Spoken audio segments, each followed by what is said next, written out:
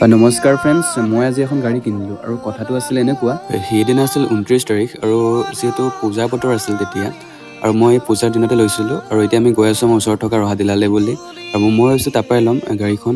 তাৰপিছত আৰু তাত গ'লোঁ, চালোঁ, যদি ভাল নালাগে আমি নগাঁও যাম বুলি ভাবিলোঁ আৰু তেনেকুৱা হ'ল যে কথাটো।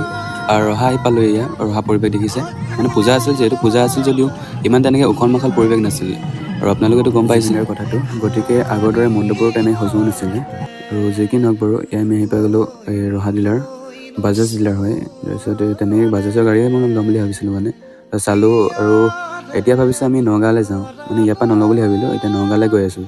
আৰু এইখন হৈছে মোৰ গাড়ীখন NS 125 নিউ মডেলখন লৈছোঁ আৰু এইখন হৈছে গাড়ীখনৰ ফাইনেল লুক আৰু কেতিয়াবা আপোনালোকক ভালকৈ দেখাম। আৰু ডিলাৰটো হৈছে এইটো নগাঁৱত আছে, এই ডিলাৰটো তাৰ পৰাই ল'লোঁ আৰু এই হৈছে মোৰ গাড়ীখন, ফিল আপ কৰি আছোঁ আৰু এতিয়া ঘৰলৈ যাওঁ। সিহঁতে আগত গ'ল যিহেতু, এতিয়ালৈ বাই।